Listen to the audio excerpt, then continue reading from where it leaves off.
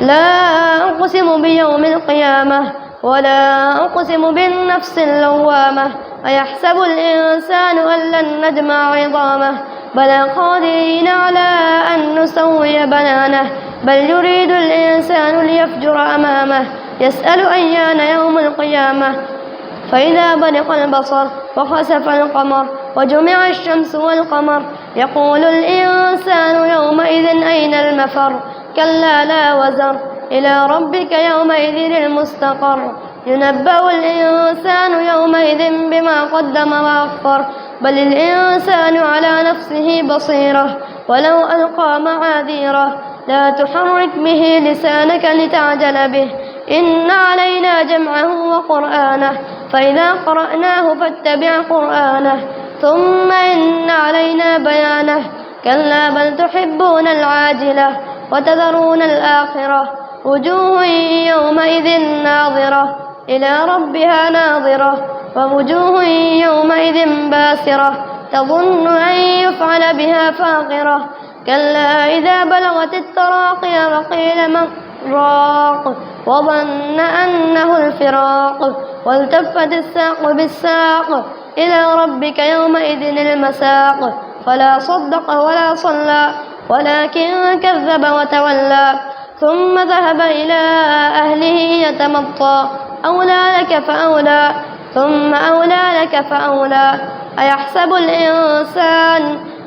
الإنسان أن يترك سدى ألم يكن نطفة من مني يمنى ثم كان علقة فخلق فسوى فجعل منه الزوجين الذكر والأنثى أليس ذلك بقادر على أن يحيي الموتى هل أتى على الإنسان حين من الدهر لم يكن شيئا مذكورا إنا خلقنا الإنسان من نطفة أمشاج نبتليه فجعلناه سميعا بصيرا إنا هديناه السبيل إما شاكرا وإما كفورا إنا أعتدنا للكافرين سلاسل وأغلالا وسعيرا إن الأبرار يشربون من كأس كان مزاجها كافورا عينا يشرب بها عباد الله يفجرونها تفجيرا يوفون بالنذر ويخافون يوما كان شره مستطيرا ويطعمون الطعام على حبه مسكينا ويتيما وأثيرا إنما نطعمكم لوجه الله لا نريد منكم جزاء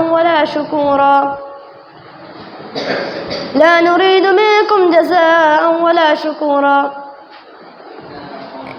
إنا نخاف من ربنا يوما عبوسا قمطريرا فوقاهم الله شر ذلك اليوم ولقاهم نضرة وسرورا وجزاهم بما صبروا جنة وحريرا متكئين فيها على الأرائك لا يرون فيها شمسا ولا زمهريرا ودانية عليهم ظلالها وذللت قطوفها تذليلا ويطاف عليهم بآنية من فضة وأكواب كانت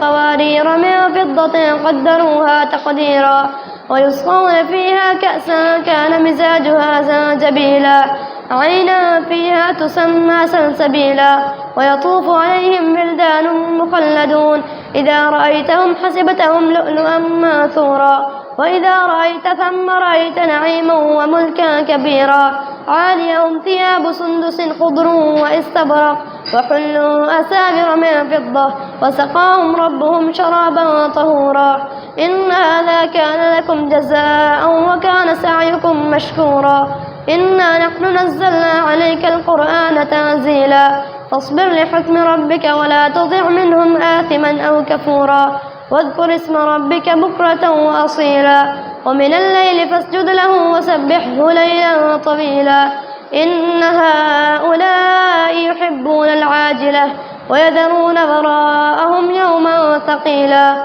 نحن خلقناهم وشددنا أسرهم وإذا شئنا بدلنا أمثالهم تبديلا إن هذه تذكرة فمن شاء اتخذ إلى ربه سبيلا وما تشاءون إلا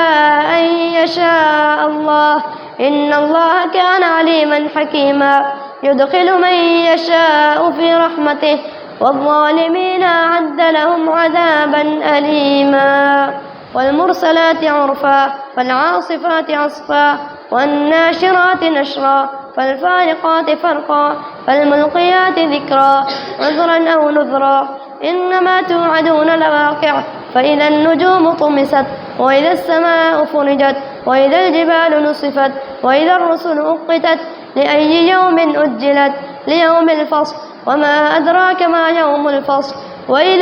يومئذ للمكذبين ألم نهلك الأولين ثم نتبعهم الآخرين كذلك نفعل بالمجرمين ويل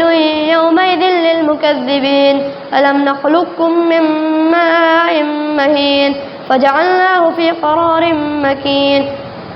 فقدرنا فنعم القادرون ويل يومئذ للمكذبين ألم نجعل الأرض كفاتا أحياء وأمواتا وجعلنا فيها رواسي شامخات وأسقيناكم ماء فراتا ويل يومئذ للمكذبين انطلقوا إلى ما كنتم به تكذبون انطلقوا إلى ظل ذي 3 شعب لا ظليل ولا يغني من اللهب إنها ترمي بشرر كالقصر كأنه جمالة صفر ويل يومئذ للمكذبين هذا يوم لا ينطقون ولا يؤذن لهم فيعتذرون ويل يومئذ للمكذبين هذا يوم الفصل جمعناكم والأولين